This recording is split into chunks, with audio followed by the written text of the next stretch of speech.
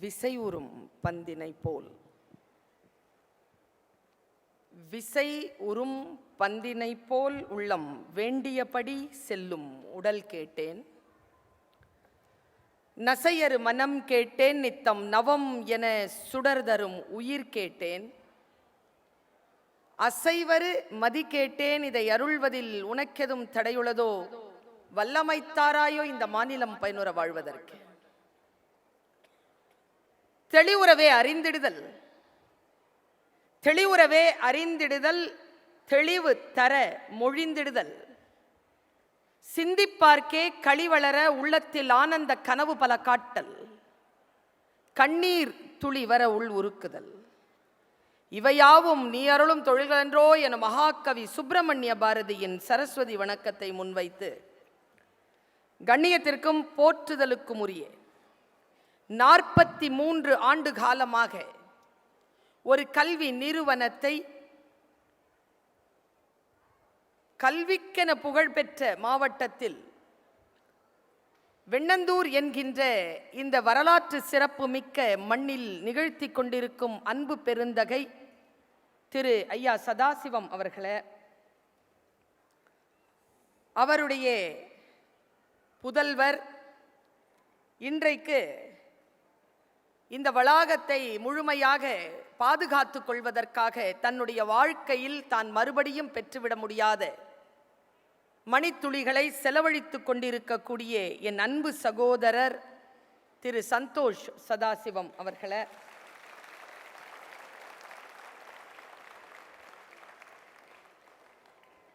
பெருமதிப்பிற்குரிய மாண்பமை பாராளுமன்ற உறுப்பினர் திரு KRN ராஜேஷ்குமார் அவர்களே, இந்த மேடையில் தன்னுடைய கம்பீரமான உடன் இருப்பால் எம்மையெல்லாம் பெருமைப்படுத்தியிருக்கும் மாண்பமை அமைச்சர் பெருந்தகை திரு டாக்டர் எம் மதிவேந்தன் அவர்களே, ATMA பிரசிடென்ட் திரு RM துரைசாமி அவர்களே,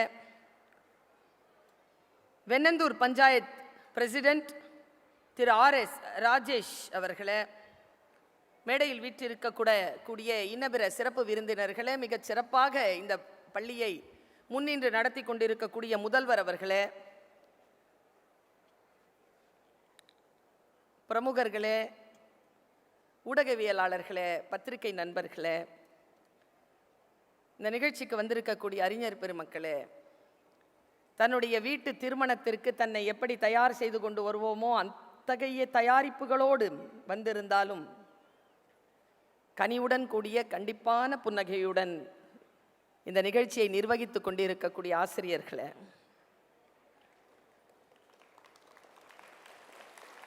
தங்கள் குழந்தைகளின் எதிர்காலத்தை இந்த கல்வி நிறுவனத்திடம் ஒப்படைத்துவிட்டு கண்களிலே கனவோடு இந்த நிகழ்ச்சிக்கு வருகை தந்திருக்கும் பெற்றோர்களே, நாங்கள் தானே எங்கள் வாழ்க்கையை பார்த்து கொள்ள மாட்டோமா, நீங்கள் ஏன் இவ்வளவு பதட்டப்படுகிறீர்கள் என்கின்ற ஒரு மனோபாவத்துடன் உட்கார்ந்திருந்தாலும் நிறைய உற்சாகமும் கொஞ்சம் பயமும் கொஞ்சம் கவலையும் கொண்டு அமர்ந்திருக்கும் என் உயிரினும் இனிய மாணவ கண்மணிகளே, உங்கள் அத்துணை பேரையும் இந்த நல்ல நேரத்தில் வணங்கி மகிழ்கிறேன். என்னை காணொலி எடுத்துட்டு இருக்கக்கூடிய அண்ணா கொஞ்சம் உட்காந்துக்கணும். நான் கொஞ்சம் ஆடாமல் அசையாமல் பேசுகிறேன். நீங்கள் ஒரு 50 பேரை மறைச்சிட்டு இருக்கீங்க.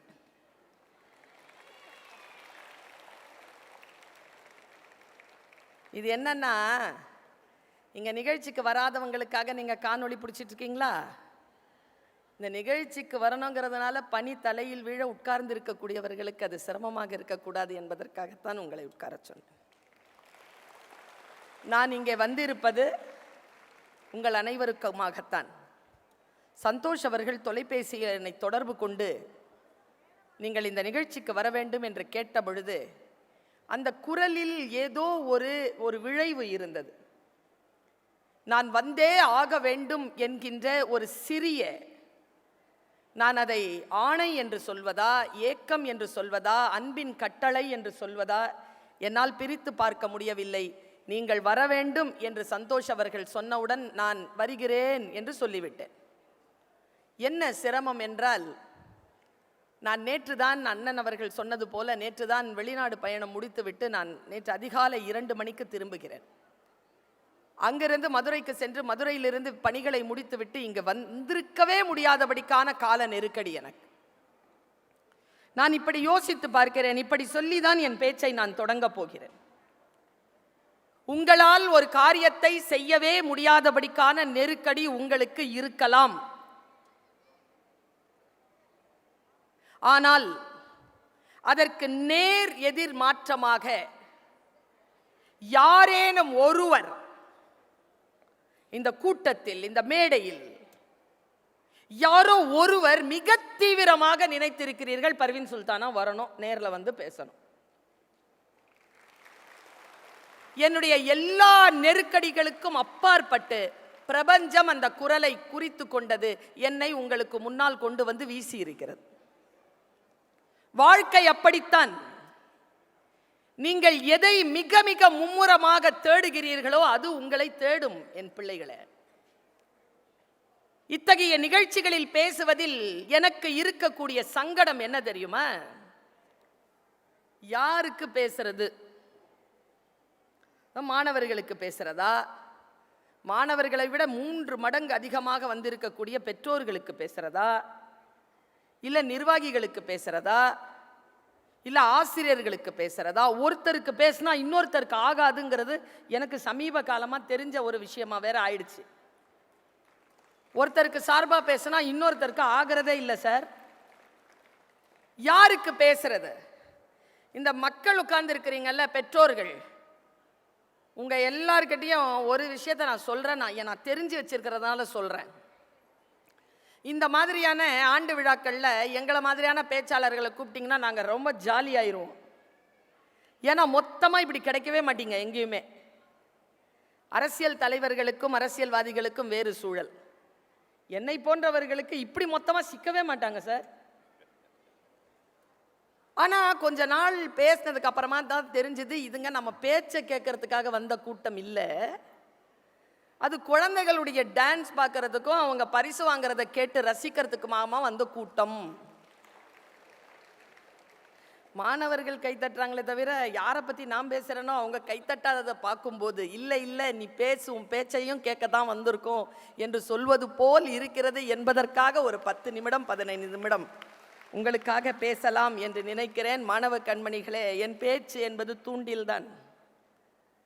எனக்கு இந்த உலகத்தில் பெறுவதற்கும் இழப்பதற்கும் ஒன்றுமில்லை. நான் இப்பொழுதெல்லாம் இறைவனிடத்தில் போய் எதையும் கேட்பதே இல்லை. நான் வழிபாடு செய்கிறேன், அவ்வளவுதான்.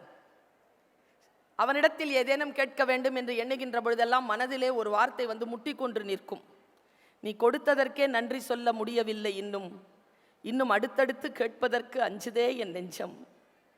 அதனால் நான் சொல்லுகின்ற ஒவ்வொரு வார்த்தையும், இன்றைக்கு இந்த மேடையில் நான் சொல்லுகின்ற ஒவ்வொரு வார்த்தையும், பிள்ளைகளே மிக கவனமாக கேட்டுக்கொள்ளுங்கள். அது ஒரு தூண்டில்தான். நான் எப்பொழுதோ படித்தேன், நம் வாழ்க்கையை மாற்றி போடக்கூடிய சொல் யாருடைய உதடுகளில் ஒளிந்து கொண்டிருக்கிறது என்று நமக்கு தெரியாது. அது எந்த புத்தகத்திற்குள் மறைந்து கொண்டிருக்கிறது என்று கூட நமக்கு தெரியாது. எவ்வளவு சீக்கிரமாக அந்த சொல் நம்மை வந்து சேர்கிறதோ நம்முடைய வாழ்க்கையில் மாற்றம் நிகழத் தொடங்கும். ஆனால் சிக்கல் என்ன தெரியுமா? இந்த முன்னால் உட்கார்ந்திருக்கீங்களா ஸ்டூடெண்ட்ஸ், உங்களுக்கு சொல்றேன். பிரச்சனை என்ன தெரியுமா? துயரம் என்ன தெரியுமா? நம் வாழ்க்கையை மாற்றி போடுவதற்கான அந்த ஒற்றை சொல் நம்மை வந்து சேரும் அந்த வினாடியில் கவனம் சிதறும். ஒன்றும் கிடையாது. இப்போ இந்த மேடை இருக்கா, யாராவது ஒருத்தங்க வந்து மேடையில் இருக்கக்கூடிய இப்போ ராஜேஷ் சார் எம்பிக்கே சொல்லிடுங்க, இல்லைன்னா நம்முடைய அமைச்சர் பெருமானார் காதில் ஏதோ ஒரு விஷயம் சொல்றாரு, அவருடைய முகம் சீரியஸ் ஆகுதுன்னு வச்சுக்கோங்க. நான் இங்கே கத்தி கத்தி பேசிட்டு இருக்கிறேன், மைக் போட்டு, அதில் இருக்காது கவனம்.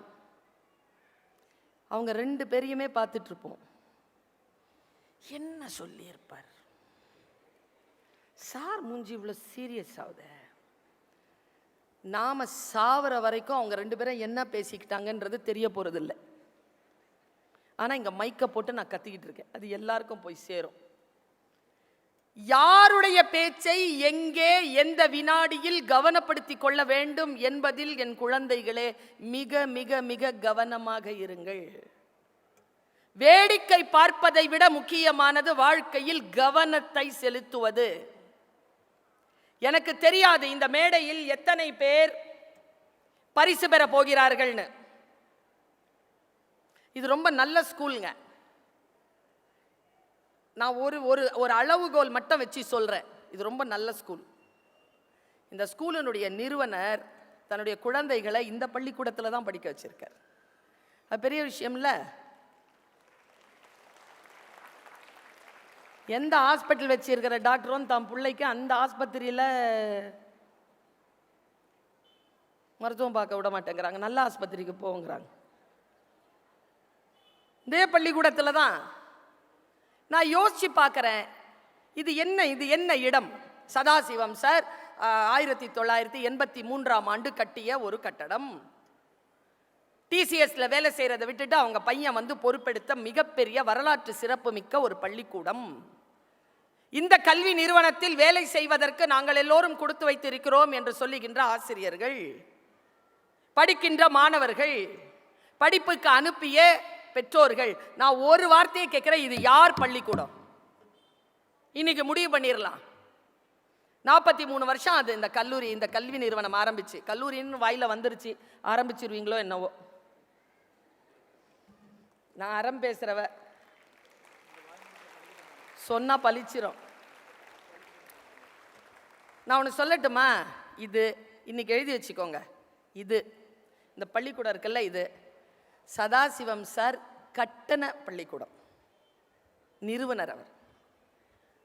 சந்தோஷ் சார் இருக்கார்ல, அவர் இங்க அவங்க அப்பாவுடைய பணிகளை பார்த்துக்கிறார். வேலை செய்கிறவங்களாம் இருக்கிறோம்ல, நாம் எல்லாம் இந்த ஸ்கூலில் வேலை பார்க்குறவங்க. ஒரிஜினலாக இது யார் ஸ்கூல் தெரியுமா? இந்த மாணவர்கள் ஸ்கூல். அந்த பிள்ளைங்க தான் சொல்லும், ஏய் இது ஏன் ஸ்கூலு, இது ஏன் ஸ்கூலுன்னு சொல்ற ஒரு பாக்கியம் வேலை செய்கின்றவர்களுக்கோ நிறுவனருக்கோ இதுவரைக்கும் வரலாறு தந்ததே கிடையாது.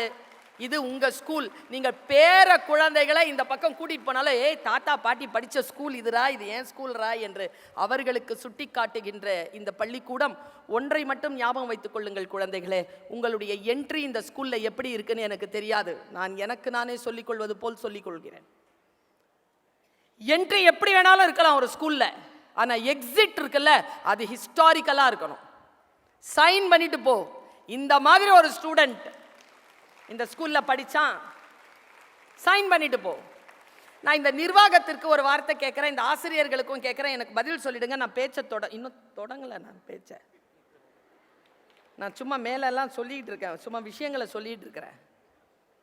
எனக்கு ஒரு விஷயம் சொல்லுங்க, மாசம் மாசம் இவங்க ரிப்போர்ட் கார்டு கொடுக்குறாங்களாப்பா? கொடுக்குறாங்களா? அதுக்கு அந்த ஷீட்க்கு மேலே ஒரு வார்த்தை எழுதியிருக்கோம். என்னப்பா எழுதியிருக்கு?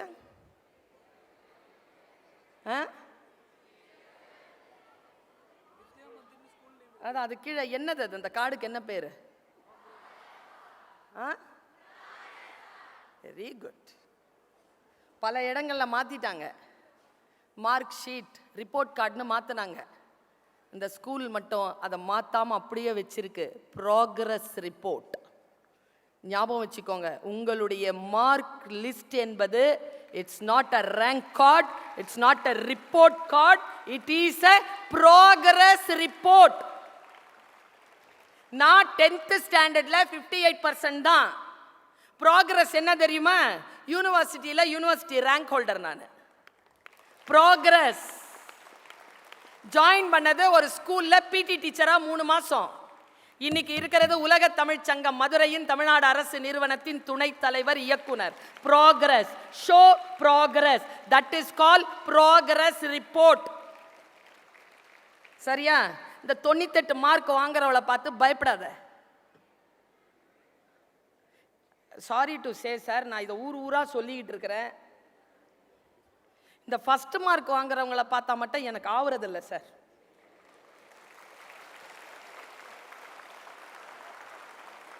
நீ கை தட்டாத, ஏன்னா கை தட்டினதெல்லாம் ஃபர்ஸ்ட் மார்க் கிடையாது. நீ காட்டி கொடுக்காத உன்னை நீயே, நான் உனக்காக தான் பேசிட்டு இருக்கிறேன். இங்க பாரு, இந்த ஃபர்ஸ்ட் மார்க் வாங்குற பிள்ளைகளை பார்த்தா டீச்சருக்கெல்லாம் ரொம்ப பிடிக்கும். இதுல என்ன இன்னொரு ஒரு விஷயம் தெரியுமா? 98 வாங்கிக்கிட்டு ஒண்ணுங்க அழுவுதுங்க. 98 அது என்கிட்ட வருது. மிஸ், என்ன 7 மார்க் கொஸ்டினுக்கு 5 மார்க்ஸ் போட்டிருக்கீங்க மிஸ். போட்டுக்கோ, நீய அந்த 2 மார்க் ஒழுங்கா எழுதலன்னு தானே குறைச்சிருக்கிறேன். இது அழுவுதா? இன்னொன்று சிரிச்சுக்கிட்டு இருக்குது.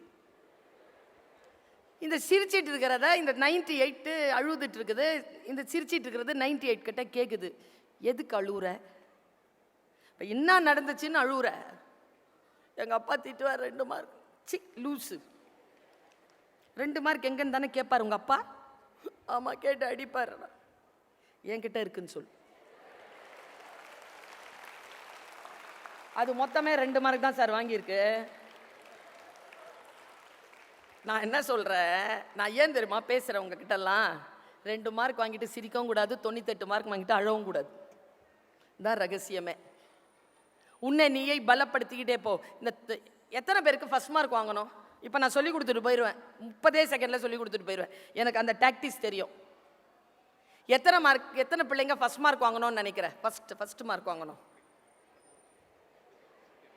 சரி, அப்படியே இரு. இது வந்து ஒருவேளை நான் கேட்குற கேள்வி வித்தியாசமாக இருந்ததுன்னா நிறைய பேர் அதுக்கு கை தூக்கிட்டீங்கன்னா அவங்களுக்கு தான் பதில். எத்தனை பேர் ஃபர்ஸ்ட் மார்க் வாங்குறவன ஜெயிக்கணும்? ஃபர்ஸ்ட் மார்க் வாங்குறவங்க யாரெல்லாம் இருக்கிறாங்களோ அவங்களெல்லாம் ஜெயிக்கிறதுக்கு இதோ சொல்லித்தர 10 செகண்ட்ல. இதுங்க ஃபர்ஸ்ட் மார்க்கும் வாங்கணும், ஃபர்ஸ்ட் மார்க் வாங்குறவங்களையும் ஜெயிக்கணும். பொண்ணுங்க, பாய்ஸு ஃபர்ஸ்ட் மார்க்லாம் வாங்க வேண்டாம், ஃபர்ஸ்ட் மார்க் வாங்குறவங்கள ஜெயிக்கணும். Hats off you boys. இந்த ஃபர்ஸ்ட் மார்க் வாங்குறவங்கள ஜெயிக்கிறது சொல்லவா? ஒரு சின்ன ஸ்ட்ராட்டஜி தான், குட்டியூண்டு ஸ்ட்ராட்டஜி. இன்னைக்கு அம்மா பேச்சை கேட்டுக்கோ. உன் வயதில் எனக்கு மகன் இருக்கிறான். சின்ன ஸ்ட்ராட்டஜி, ஒன்றும் இல்லை. இந்த 98 வாங்கும்ல, அது நம்ம கூடயே தான் இருக்கும், நம்மளை ரொம்ப ஜாலியாக வச்சுருக்கோம், அதுவும் ஜாலியாக தான் இருக்கும். ஆனால் அது படிச்சிடும், படித்ததை மட்டும் நம்மக்கிட்ட சொல்லாது. சரியா? அது நம்மக்கிட்ட இன்னொரு ஒரு வார்த்தை சொல்லும், அதுதான் டேஞ்சரு. ஹே படிச்சிட்டியா நம்மக்கிட்ட கேட்கும். படிக்கல. நீ ஒன்றுமே படிக்கலப்பா. ஒன்றுமே படிக்காமல் நீ பாஸ் மார்க் வாங்கிறியா? ஒன்றுமே படிக்காமல் நீ ஃபர்ஸ்ட் ரேங்க் வாங்குறியா? அவளை எப்படி ஜெயிக்கிறதுன்னு சொல்லித்தரேன், மனசில் வச்சுக்கோ. இன்னைக்கு நான் சொல்கிறது வரலாறு, அப்படி பிடிச்சி வச்சுருக்கணும் வார்த்தையை. பாரு, என்ன செய், 98 மார்க் வாங்குற அந்த பொண்ணை வந்து இந்த கிளாஸில் இந்த டீச்சர்ஸ் எல்லாம், பொண்ணு பையன் யார் வாங்குறாங்களோ, ஐயோ இந்த டீச்சர்ஸனுடைய தொல்லை. நல்ல டீச்சராக இருந்தால் எப்படி தெரியுமா சார் கொடுப்பாங்க மார்க்? இதை பேப்பரை ரொம்ப நல்ல டீச்சர் ஒரு மாதிரி கொடுப்பாங்க, நல்ல டீச்சர் ஒரு மாதிரி கொடுப்பாங்க. மகேஷ், ராஜேஸ்வரி, சுமிதா இப்படி கொடுப்பாங்க. ரொம்ப நல்ல டீச்சரில் மகேஷ் 42, ராஜேஸ்வரி 61, சுமிதா 18 இப்படி கொடுப்பாங்க. அவமானமாக இருக்கும்ல. இந்த 98 வாங்குறவங்கள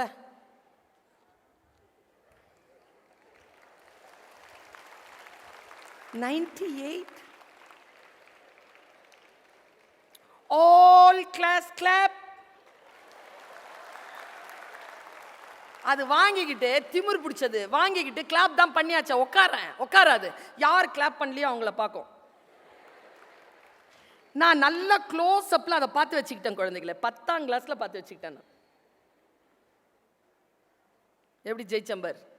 நான் ஜெயிச்சதுக்கான நான்லாம் சுமாராக படிக்கிற பொண்ணு, ரொம்பலாம் படிக்கிற பொண்ணு இல்லை, ரொம்ப அவரேஜ் கேர்ள். ஆனால் இன்னைக்கு சில விஷயங்களை சாதிச்சிருக்கேன்னா attitude and mental stability and sir சொன்னார்ல அந்த டிசிப்ளின், அவ்வளோதான், வேற ஒன்றும் கிடையாது. அப்சர்வேஷன், கவனத்தை சிதறடிக்கிறது இல்லை. புள்ளி வச்சிட்டோம்னா கரெக்டாக போகிறது. ஒன்றும் நீ என்ன பண்ணு, உன் பேப்பரை பாரு, எவ்வளோ மார்க் வாங்கியிருப்ப, சும்மா லீஸ்ட்டாக சொல்லு. 22. 22 22 வச்சுக்கலாமா வேணாமா? ஒருத்தன் சொல்கிறான், கரெக்டாக சொன்னீங்கம்மா வச்சு 22 என்னவா? 22க்கு என்ன பண்ணேன், அடுத்த நாள் எக்ஸாம் எழுதும் பொழுது இவங்க தான் டெய்லி வைக்கிறாங்களே டெஸ்ட்டு, நமக்கு என்ன, அடுத்த நாள் 24 வாங்க, பாஸ் பண்ணிடாத, 24 வாங்க, 2 marks, just a little more bend is yoga, அவ்வளோதான், லிட்டில் மோர் பெண்ட், பாரு 2 மார்க் அதிகமாக வாங்க. அப்புறமா என்ன பண்ணேன், அடுத்த நாள் என்ன பண்ணேன், அடுத்த டெஸ்ட்டுக்கு அதில் 2 மார்க் வாங்க, 26 ஃபெயில் தான் பரவாயில்ல. அடுத்து என்ன பண்ணேன், 28 வாங்க. அடுத்தது என்ன பண்ணேன், 30 ஃபெயில் தான். ஒருவேளை அந்த ஃபஸ்ட் மார்க் வாங்கின பொண்ணை பாரு, அது 92 வாங்கியிருக்கோம். ஆனால் அதான் கிளாஸ் ஃபஸ்ட்டு. நான் ஜெயிக்கிற பொண்ணு நான் சொல்லவா, 98லேருந்து 92 அவள் தோக்குறா, 22லேருந்து 30 நீ ஜெயிக்கிறது இப்படி தான். Progress progress progress, show progress. யாரையும் பார்க்காத, நீ மீன், மான் இல்ல, மானு காட்டுல ஓடும், மீன் தண்ணியில நீந்தோம். என்ன மாதிரி யார் யார் என்ன மாதிரி இருக்கிறோமோ அவங்கள மாதிரி. சதாசிவம் சார் என்ன சார் படிச்சிருக்கீங்க? 10th ஸ்டாண்டர்ட் படிச்சிருக்காரு சதாசிவம் சார், பிரின்சிபல் சார். நீங்க எம்எஸ்சி பிஎட் படிச்சிருக்காரு. எம்எஸ்சி பிஎட் படிக்கிறவங்களுக்கு நிறைய சம்பளம், சரியா? எம்எஸ்சி பிஎட் பிரின்சிபல் நிறைய சம்பளம் வாங்குறாரு. 10th ஸ்டாண்டர்ட ஒழுங்கா படிச்ச சதாசிவம் நிறைய சம்பளம் கொடுக்கிறாரு. பாருங்க பாருங்க, நீங்க எதை படிச்சாலும் நல்லா படி, நிறைய மார்க் வாங்கி படி, நிறைய சம்பாதிக்கலாம், ஒன்றும் பிரச்சனை இல்லை. அப்சர்வேஷன், அப்படி கவனம், கமிட்மெண்ட், டெடிகேஷன், இது மட்டுமே வை குழந்தைகளை. நீ எதுவாக, நான் ஒன்று சொல்றேன், இன்னைக்கு அம்மா சொல்றது உன் டைரியில் எழுதி வச்சுக்கோ. இறைவன் பூமியில் குப்பைகளை எறிவதே இல்லை. நாம் யாருமே குப்பைகள் கிடையாது. எல்லோருக்கும் அவரவர்களுக்கான தகுதியும் அவரவர்களுக்கான திறனும் இருக்கிறது. யாரையும் பார்த்து பயப்படாத, யாரையும் பார்த்து வியக்காத. அப்படின்னா வியக்கிறவன் பெரிய ஆளா வந்துகிட்டே இருப்பான், நீ அங்கேயே தான் இருப்ப. வியப்பது வீழ்ச்சி, புரிந்துகொள். Life is one time opportunity, just seize it, just seize it. Never allow your life to be organised by somebody else. நீ எடு. the only person under the sky will help you is you. நீ தான் உன்னை காப்பாற்றிக் கொள்ள முடியும், மற்றவங்களை இல்ல. மற்றவங்க உங்களை காப்பாற்ற மாட்டான். என்ன தெரியுமா பண்ணுவான், உன்னை டிஸ்ட்ராக்ட் பண்ணுவான். அந்த டிஸ்ட்ராக்ஷன்ல இருந்து நீ உன்னை காப்பாற்றிக்கொள் என்பது. இன்னொரு ரிக்வெஸ்ட் பண்ணிடுறேன், சந்தோஷ் சாருக்கு ரிக்வெஸ்ட் பண்றேன், முடிஞ்சா செய்யுங்க. ஏன்னா டீச்சர்களுடைய பேச்சை, டீச்சர்களுடைய வாழ்வாதாரத்தை வளப்படுத்துகின்ற நாடு இந்த நாடு இல்லையா? அதனால ஒரு வார்த்தை சொல்றேன். இந்த ஃபர்ஸ்ட் பிரைஸ் வாங்குறாங்கல்ல, ஃபர்ஸ்ட் மார்க் வாங்குற பிள்ளைகள், உங்க டீச்சர்ஸ் கிட்ட கேட்டு பாருங்களேன். சில பசங்களும் பொண்ணுங்களும் இருப்பாங்க, இது தேரவே தெரியாது, ஃபெயில் ஆயிரும்ட்டு.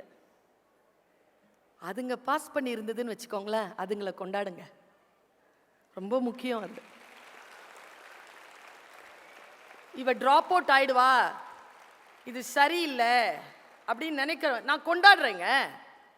நான் இப்போ ஒரு பேச்சு பட்டறை வச்சிருந்தேன் காலேஜ், எங்க ஆர்கனைசேஷன்ல, உலக தமிழ் சங்கத்தில் 41 பேர் வந்திருந்தாங்க, 38 மாவட்டங்கள்ல இருந்து. ஒரு பொண்ணு மட்டும் உட்காந்துட்டு இப்படி பார்த்துட்டு இருக்கு, 3 நாளா இப்படி தான் உட்காந்துருக்கு. நான் எதுக்கு இந்த பிள்ளை இப்படி உட்காருதுன்ட்டு கிட்ட போய் எழுந்துருன்னு. எழுந்துருச்சா? உன் பேர் என்ன, எங்கிருந்து வந்திருக்க இப்படின்றா, பேசல. ஏய் பேரை தானப்பா கேட்டேன்னு மயங்கி விழுந்துருச்சு. நான் உடனே அவங்க பிரின்சிபலுக்கு ஃபோன் பண்ணி, அம்மா அப்பாவுக்கு ஃபோன் பண்ணி, என்னடா இது பிள்ளை மயங்கி விழுந்துருச்சேன்ட்டு போய் பார்த்தா அவங்க பிரின்சிபல் சொல்கிறாங்க, நான் அது பேச்சு பட்டறை பயிற்சி, பேச்சு பயிற்சிங்க. மாவட்டத்தில் முதல் பரிசு பெற்றவர்களை மட்டுமே கல்வி இயக்ககத்திலிருந்து சொல்லி எடுத்திருக்கேன். தி பெஸ்ட் ஸ்டூடெண்ட்க்கு நடத்தினது. அதில் இந்த பாப்பா வந்திருக்கு. அவங்க பிரின்சிபல் கிட்ட கேட்குறேன், என்ன மேடம் இது மயங்கி விழுந்துருச்சே, என்னது? இல்லை மேடம், ஒரு 6 மாசமா அந்த பிள்ளை அப்படி தான் இருக்கா, நீங்கள் ஏதோ பேச்சு பயிற்சி நடத்துகிறேன்னீங்களா, போனால் சரியாக போயிடுவான்ட்டு அனுப்பணுங்கிறாங்க. ஏங்க நான் தான் கிடச்சேன் அதுக்கு. 7 நாள் ப்ரோக்ராம்ங்க. ஆனால் அந்த பெண்ணின் மீது கவனம் செலுத்தினேன். இது டீச்சர்ஸ்க்கு சொல்கிறேன். அந்த பெண்ணின் மீது கூடுதலாக கவனம் செலுத்தினேன். அவள் ஆளுமையை அவளே கண்டுபிடிப்பதற்கான பணியினை நான் மிக மிக நுட்பமாக செய்தேன். அந்த கடைசி நாள், இறுதி நாளில், நிறைவு நாளில் 5 பிள்ளைகள் யூடியூப்ல இருக்குது, 5 பிள்ளைகள் பேசினார்கள். அதில் 3ஆவதாக பேசிய அந்த பிள்ளை எல்லோருடைய கவனத்தையும் பெற்றால் மிகச்சிறந்த பேச்சு ஆளுமை அவளுக்குள் இருந்திருக்கிறது என்பதனை கண்டறிந்து அவளை நாங்கள் உருவாக்கி அனுப்பினோம். நான் ஒன்று சொல்கிறேன், குழந்தைகள் யாருமே மார்க் வச்சுட்டு, நான் இந்த மாவட்டத்தில் சொல்லலாமான்னு தெரில, ஆனால் இங்கே சொல்லாமல் வேறு எங்கே சொல்கிறது? மார்க் வைத்துக்கொண்டு பிள்ளைகளை நீங்கள் அசஸ் செய்யாதீர்கள். ஏனென்றால் அந்த குழந்தைகளுக்குள்ளாக மந்திரிமார்கள், தொழிலதிபர்கள், போலீஸ் ஆஃபீஸர்ஸ், நீதிமன்றத்தில் உட்கார்ந்து நீதி தரக்கூடிய, மிகச் சிறப்பாக நீதி தரக்கூடிய நீதிமான்கள் என்று பலர் மறைந்திருக்கிறார்கள். அவர்களுக்கு அவர்கள் அறிவை அறிமுகம் செய்வதுதான் ஆசிரியர்களுடைய வேலையே தவிர நம் அறிவை அவர்களுக்கு தருவது ஆசிரியர்களுடைய பணி இல்லை என்பதனை மட்டும் நீங்கள் புரிந்து கொள்ள வேண்டும்.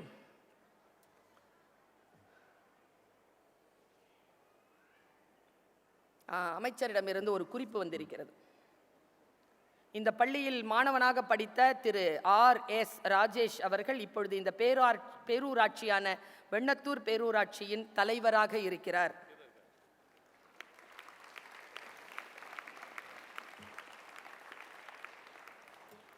நான் இங்கே படிச்சிருந்தா கூட இந்த நிலைமைக்கு தான் வந்திருப்பேன்னு நினைக்கிறேன். சந்தோஷ், நான் இங்கே படிச்சிருந்தா கூட இந்த நிலைமைக்கு நான் வந்திருப்பேன்னு நினைக்கிறேன். என்னன்னா, நம்முடைய வாழ்க்கையில் நமக்கு வாய்ப்புகள் தான் கிடைக்கும் குழந்தைகளை, வெற்றி கிடைக்காது. என்ன டீச்சர் இப்படி சொல்றாங்களே, அம்மா இப்படி சொல்றாங்களேன்னு யோசிக்காத.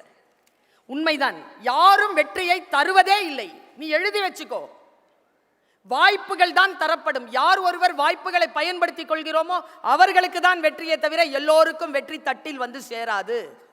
சிலது இருக்கும், நம்ம கிளாஸ்லயே இருக்கும், ஒரு புளிமுட்டை இருக்கும் பக்கத்துல, ஏய் வா இந்த கிளாஸ் வந்து இப்போ பிடிஏ பீரியட் போய் விளையாடலாம், சும்மா அங்கே உட்கார், உடம்பு சரியில்லைன்னு சொல்லிக்கலாம்.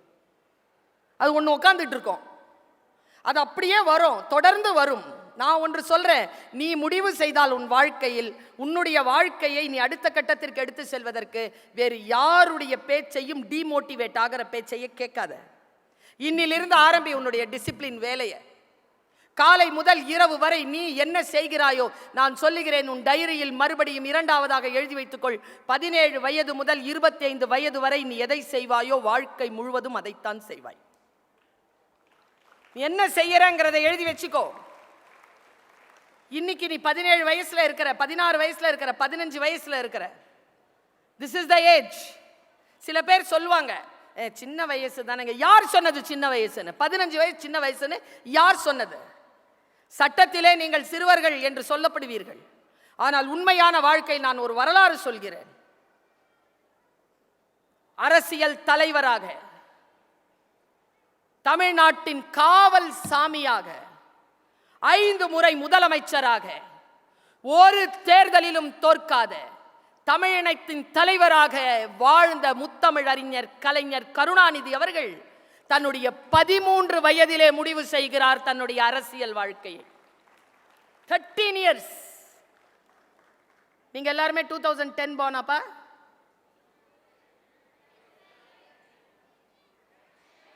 டூ 2008 9 அப்பெல்லாம் நான் ஒன்று சொல்றேன் உங்களுக்கெல்லாம், உங்களை எல்லாரும் இப்போ ரொம்ப புகழ்ந்து பேசிக்கிட்டு இருக்கிறாங்க. ஜென்சின்னு நிறைய பேர் உங்களை அப்படித்தான் வேட்டையாடுகிறார்கள். ஓ ஜென்சி என்னிடத்தில், ஓ என்னையா, நான் தான் ஜென் எக்ஸு, இந்த இங்கே உட்காந்துருக்கிறவங்களாம் ஜெனரேஷன் எக்ஸு, ஜெனரேஷன் ஒய்ன்னு ஒன்று இருக்குது, பாவம் நடுவில் மாட்டிக்கிட்டு 90 கிட்ஸுன்னு சொல்லுவாங்க. அதை நான் சொல்லுவேன், அதை 90 பார்ன்னு சொல்லு, என்னத்துக்கு கிட்ஸுன்னு சொல்கிறேன்னு சொல்லுவேன். யாருமே இங்கே கிட்ஸ் கிடையாது, நீங்க எல்லாருமே வந்து யூத். நல்லா தெரிஞ்சுக்கோங்க, நீங்க ரொம்ப பெரிய இடத்துல அப்படி எல்லாரும் கொண்டாடுற இடத்துலலாம் இருக்கிறீங்கன்னு நினைக்காதீங்க. 2012 பிறந்தது வந்துருச்சு, ஜெனரேஷன் ஆல்பா வந்துருச்சுங்க. அதுங்க இப்போ 8th ஸ்டாண்டர்ட்ல இருக்கும். அடுத்து வந்துருச்சு 2025 ஜனவரியில் பிறந்ததெல்லாம் ஜெனரேஷன் பீட்டா. தூக்கி சாப்பிட்றதுக்கு வந்துருச்சுங்க எல்லாம். தம் மக்கள் அறிவுடைமை தான். உங்களுடைய ப்ராக்ரஸை நீங்க காட்டிட்டு போங்க குழந்தைகளை. Don't get wrong influence. தவறான இன்ஃப்ளூயன்ஸ்குள்ள போகாதீங்க. உங்களுடைய உணர்ச்சிகளை காட்டி யாரேனும் உங்களை இன்ஃப்ளூயன்ஸ் பண்ணாங்கன்னா இந்த வயசுக்கு சில விஷயங்களை நோ சொல்லுங்க. 25 வயசுக்கு மேலே எஸ் சொல்லிக்கலாம். 25 வயசுக்கு மேலே எஸ் சொல்லி 15லேருந்து 25 வயசு வரைக்கும் சில விஷயங்களுக்கு நோ சொல்கிற குழந்தை இருக்குல்ல, அது 50 வயசு ஆகி அப்படி நிற்கும் பொழுது இந்த உலகமே நீ சொல்லுவதற்கு எஸ் சொல்லும். இது ஒரு ஸ்ட்ராட்டஜி தான். It's a strategy. நீ மனதில் வைத்துக்கொள். நான் இப்பொழுது சமீபத்தில் அமெரிக்கா போயிட்டு வந்ததனால் ஒரு விஷயம் ஞாபகத்துக்கு வருது, அதை மட்டும் நான் சொல்கிறேன். எனக்கு எப்போவுமே ஜெயிக்கிறவங்கள பிடிக்கும். தோக்கிறவங்க கிட்ட நான் என்ன சொல்வேன்னா, ஏன் தோத்த, ஏன் தோத்த. அம்மா இன்னொரு வார்த்தை சொல்கிறேன்.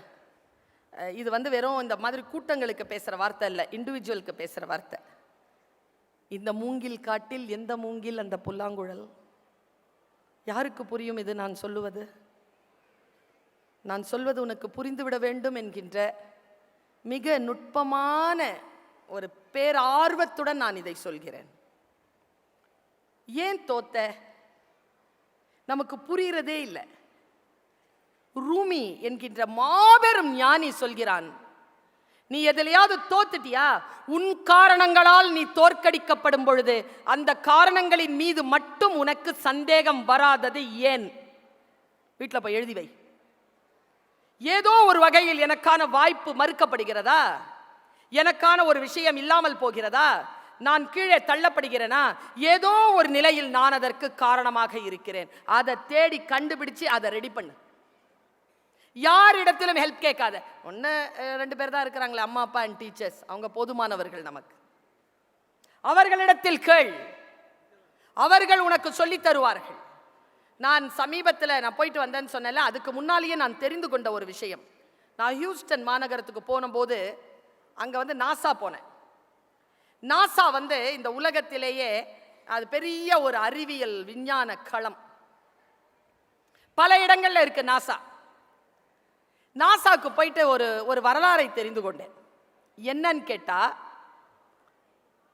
இந்த நிலா இருக்குல்ல, நிலாவுக்கு ஃபர்ஸ்ட் போனது யாரு? Neil Armstrong. உனக்கு வரலாறு தெரியுமா? நாசா போய் இறங்குச்சா? இதை மட்டும் நீ தெரிஞ்சுக்கிட்டு போ வீட்டில். மற்றவங்களுக்கு விஷயங்கள் தெரிந்திருக்கலாம். குழந்தைகள் கவனம். நாசால போய் அந்த விண்கலம் இறங்கிய பொழுது உள்ள 5 பேர் இருந்தாங்க. எட்வின் சி ஆல்ட்ரின் என்பவன் தான் கேப்டன். கேப்டனுக்கு பேரு எட்வின் சி ஆல்ட்ரின். அவன் 13 வருஷமா ஸ்பேஸ்ல பயிற்சி கொண்டவன். போய் லேண்ட் ஆயிடுச்சு விண்கலம். விண்கலம் லேண்ட் ஆன உடனே கதவு திறக்கப்பட்டது. பின்னால 5 பேர் 4 பேர் நிற்கிறாங்க. அதுல ஒருத்தன் நீல் ஆம்ஸ்ட்ராங். முதல் வாய்ப்பு யாருக்கு அளிக்கப்பட்டது என்றால் எட்வின் சி ஆல்ட்ரினுக்கு அளிக்கப்பட்டது. Now you shall pass and touch the ground of moon. ஆன வந்துருச்சு. இவன் நிற்கிறான். இவ்வளவுதான். என்ன யோசிச்சான் தெரியுமா? உண்மையாவே இது குதிச்சா உள்ள போயிருவோமா? இந்த கேஸ் போதுமா? இங்க கிராவிட்டி இல்லைன்னு நான் பார்த்திருக்கேனே, இது எப்படி ஆகும்? இவ்வளவுதாங்க. நெக்ஸ்ட் வந்துருச்சு.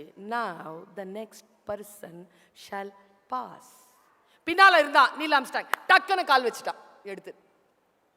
அவன் யாருன்னா, அவன் ஒரு சீமேன். ஆழ் கடலிலே அவன் குதித்து பயிற்சி பெற்றவன். யார் தெரியுமா ஜெயிக்கிறார்கள்? சும்மா எழுதி படிக்கிறீங்கல்ல, அவங்கெல்லாம் ஜெயிக்கிறது இல்லை. யார் மிகச்சரியாக அதை பற்றி பயிற்சி எடுத்து இருக்கிறீர்களோ அவர்கள் தான். இந்த பயிற்சி இருக்குல்ல, ஆழ்கடல் பயிற்சி வேறு, ஆர்டிபிஷியல் பயிற்சி வேறு.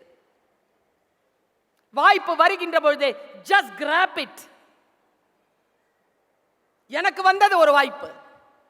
எனக்கு என்னன்னே தெரியாது இந்த வாய்ப்பு. அதற்கு முன்னால் அங்க நான் போனதே கிடையாது. அங்க போங்க, பொறுப்பெடுத்துக்கோங்க. Yes, just do it, do it. வரலாறு உங்களுக்கு படைக்க வேண்டும் என்றால் உங்களுக்கு வாய்ப்பு கிடைக்கின்ற பொழுது அதை எக்காலத்திற்கொண்டும் என் குழந்தைகளே தள்ளி போடாதீர்கள். சில பேர் இருக்கிறீங்க பாருங்க, இந்த பாய்ஸ் அண்ட் கேர்ள்ஸ், உங்களுக்கு தெரியுமா உங்களுக்கு அம்மா அப்பாவும் டீச்சராகவும் இருக்கிறது எவ்வளவு கஷ்டம்னு? ரொம்ப சிரமம், ரொம்ப ரொம்ப கஷ்டம்.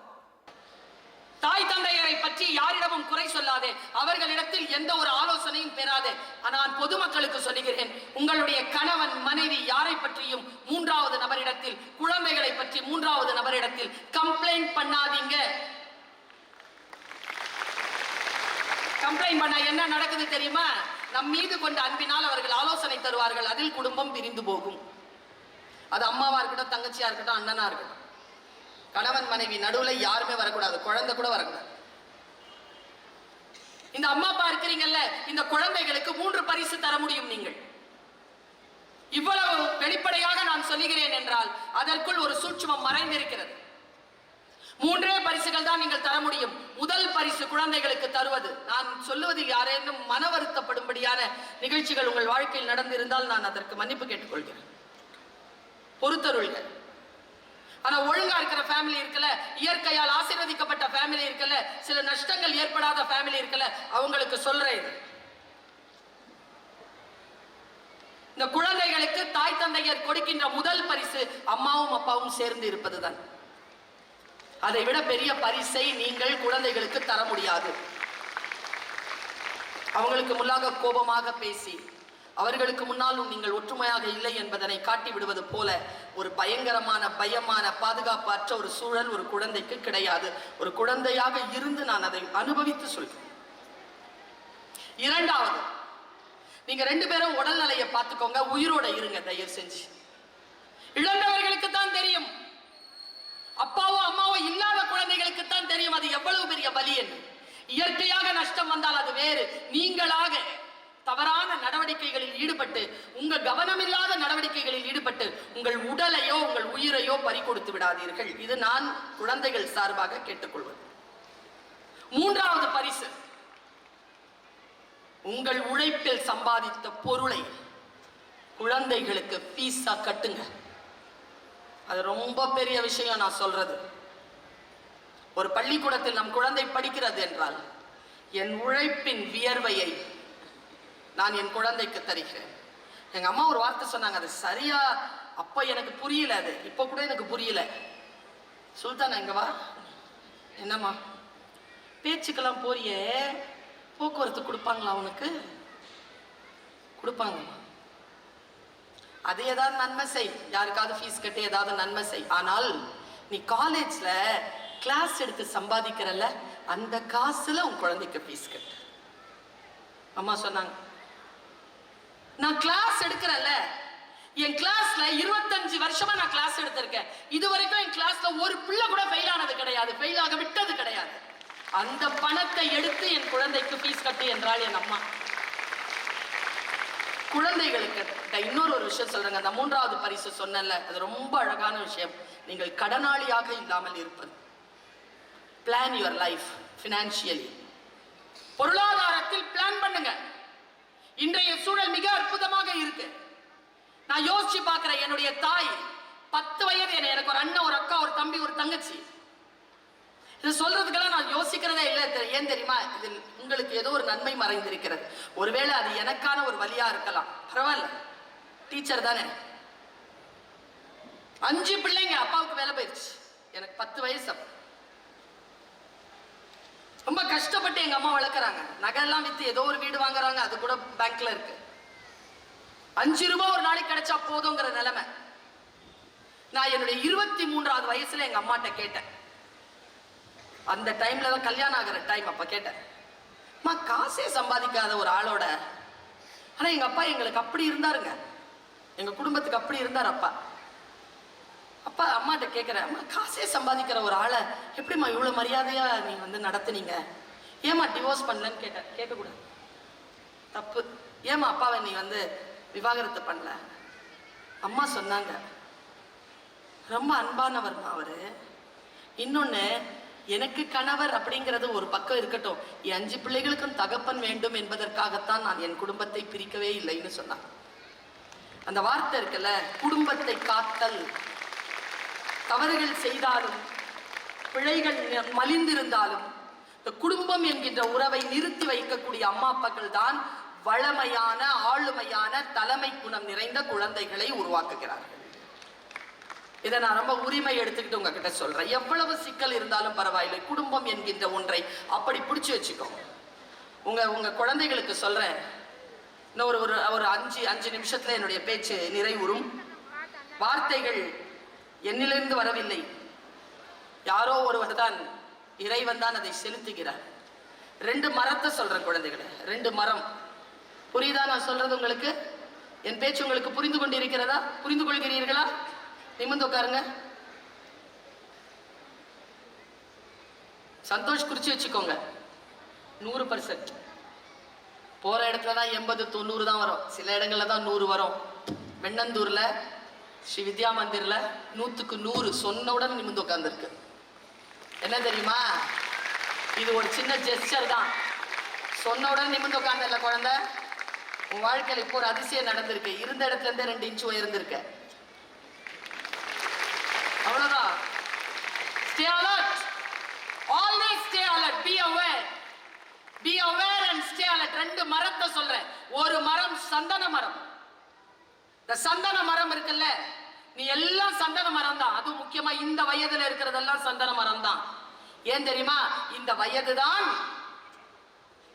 தீமை இருக்குல்ல, கெட்டது இருக்குல்ல, அப்படி வசீகரிக்கும். கிட்ட வரும். இவங்க எல்லார்கிட்டயும் கேட்டு பாருங்க, இந்த வயதில் தான் சில தவறுகள் நடந்திருக்கும். இதை யார் காப்பாற்றிக் கொள்கிறீர்களோ அவர்கள், அப்பா சொல்வார், தாரிக் ने माजी के वो दौर भी देखे हैं, लम्हों ने खता की थी, सदियों ने सजा पाई.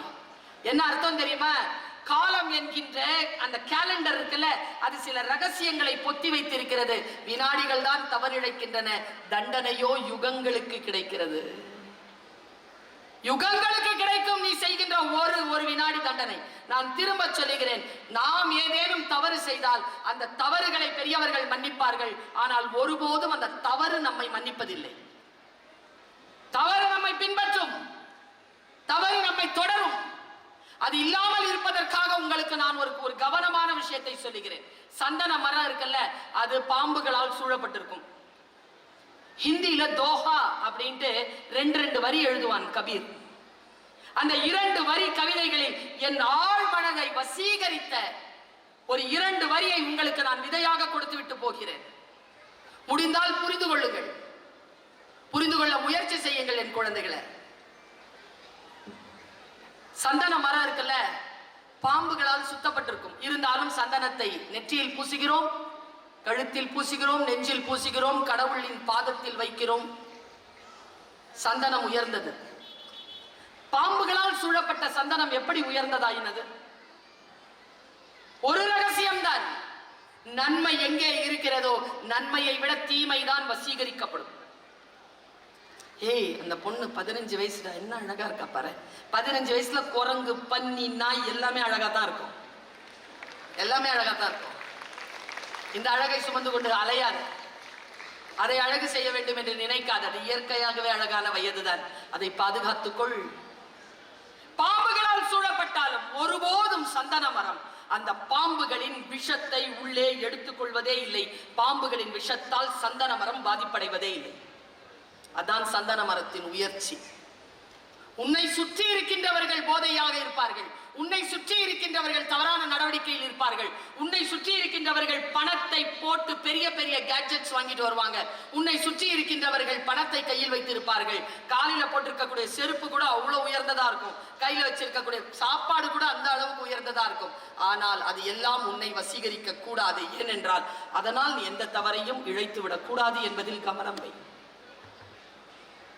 என் அம்மா எனக்கு சொல்லி கொடுத்த பாட்டு. 15 வயசுலங்க, எனக்கு தெரியாதுங்க, ஏதாவது ஒரு பொருள் பார்த்தா ஆசையா இருக்குங்க. என்ன செய்யறது, அந்த வயசு அப்படி.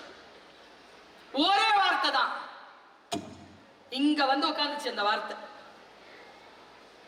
என் பேக் கார்ல தான் இருக்கு. என் கார் தான். அந்த பேக்ல இருக்கிற பணத்துல நான் இப்படி பார்த்தேன்னா எந்த பொருளையும் வாங்குவேன். உழைப்பினால் வந்த பணம். ஒரு விஷயம் சொல்லவா? எங்க அம்மா எனக்கு சொன்னது, திருடாதே பாப்பா திருடாதே, வறுமை நிலைக்கு பயந்து விடாதே, திறமை இதற்கு மறந்து விடாதே, திருடாதே பாப்பா.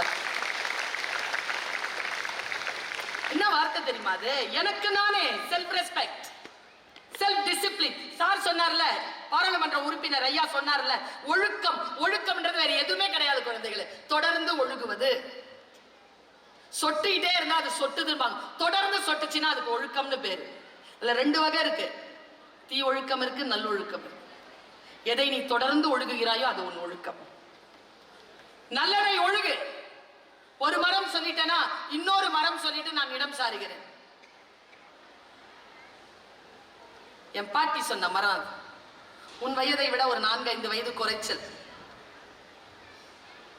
இங்க வா அப்படின்னு கதை சொல்லுவோம் எங்க பாட்டி. இங்க வா. ஒருத்தன் பாலைவனத்துல நடந்து போயிட்டே இருந்தானா, அவனுக்கு பசிச்சுதான். ஐயோ நல்ல பிரியாணி இருந்தா நல்லா. நான் பிரியாணி பிரியாணி சார், ரொம்ப பிரியாணி பிடிக்கும். மீசாப்பேட்டை, ராயப்பேட்டை முஸ்லிம் ஃபேமிலி, வாழ்ந்தாலும் தாழ்ந்தாலும் பிரியாணி பிரியாணி பிரியாணி மயம். ரொம்ப பிடிக்கும். எங்க அம்மா அவ்வளவு அழகா செய்வாங்க. பிரியாணி வந்துருச்சு, சாப்பிட்டான். தண்ணி தாகனா, தண்ணி ஓடுது, தண்ணி எடுத்து குடிச்சான். கை கால்லாம் வலிக்குதேன்னா கட்டில் வந்துருச்சு, படுத்துட்டான். கால்லாம் வலிக்குதேன்னா தேவதைகள் வந்துட்டாங்க, கால் அமைக்க. பாவி பைய இந்த டயர்ட்ல எழுந்திருச்சு ஐஸ்கிரீம் கேட்கறான். ஐஸ்கிரீம் அப்படி ஐஸ்கிரீம் வந்துருச்சு. சாப்பிட்டான் பாருங்க, தூங்கிட்டான். முழிச்சு பார்த்தா நட்ட நடு காட்டுல தன்னன் தனியா ஹான்னு கிடக்குறான். முழிச்சு பார்த்துட்டு ஐயோ தனியா இருக்கணுமே, நாய் நரி வந்துருச்சுன்னா நாய் நரி வந்துருச்சு. ஐயோ என்ன சாப்பிட்டுருச்சுன்னா சாப்பிட்டுருச்சு. அம்மம்மா கதையை முடிச்சுட்டா. நான் அம்மம்மாவே பாக்குறேன். என்ன அம்மம்மா, நான் கதை அவ்வளவுதான். நாய் நரி சாப்பிட்டுருச்சா, பேய் பிசாசு சாப்பிட்டுருச்சு. எப்படி அம்மம்மா? அவன் நின்று இருந்தது கற்பக மரம். எது நினைச்சாலும் அது அவனுக்கு தரும். பசினா பிரியாணி நினைச்சா பிரியாணி வந்துருச்சு, தண்ணி நினைச்சா தண்ணி வந்துருச்சு, கட்டில் நினைச்சா கட்டில் வந்துருச்சு, கால் கை அமுக்கிறதுக்கு தேவதைகள் இருந்தா நல்லா இருக்குமே நினைச்சா அவங்க வந்துட்டாங்க, ஐஸ்கிரீம் நினைச்சா எல்லாம் வந்துருச்சு, நாய் நரி நினைச்சா அதுவும் வந்தது, பேய் பிசாசு நினைச்சா அதுவும் வந்தது, அடிச்சு சாப்பிடுவா நினைச்சா சாப்பிட்டுருச்சு. நான் எங்க அம்மாவை கேட்டேன், அம்மாமா அந்த மரம் எங்க இருக்கு சொல்லு, அட்ரஸ் தான், நான் போகணும்.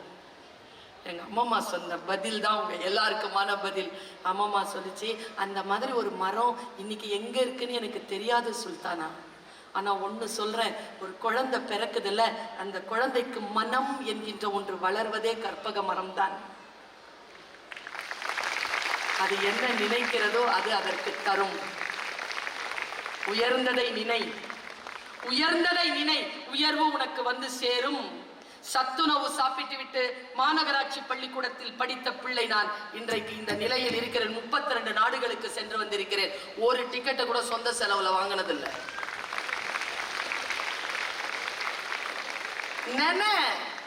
உயர்வா வந்து சேரும். ஆனா எதை நினைக்கிற அதுல உறுதியா இருக்கு. நீ எதை தேடுகிறாயோ அது உன்னை தேடுகிறது என்கிறான் ரூமி.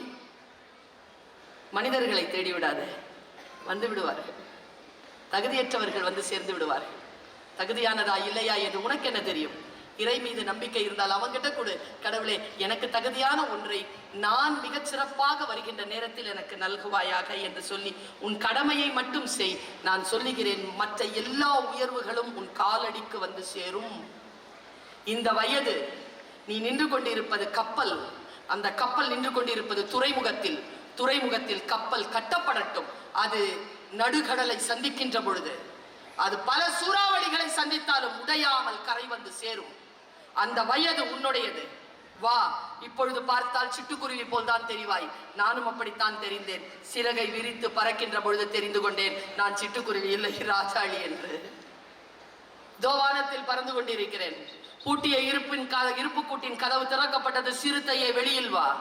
எலியென உன்னை இகழ்ந்தவர் நடுங்கிட புலியென செயல் செய்ய புறப்படு வெளியே. நம்பினை இருளினை விளக்க என் செம்புட்பறவையே சிறகை விரி, எழு, பற, இதோ வானம் வசப்படட்டும், காத்திருக்கிறது வானம், வா சேர்ந்து பறப்போம். நன்றி, வணக்கம்.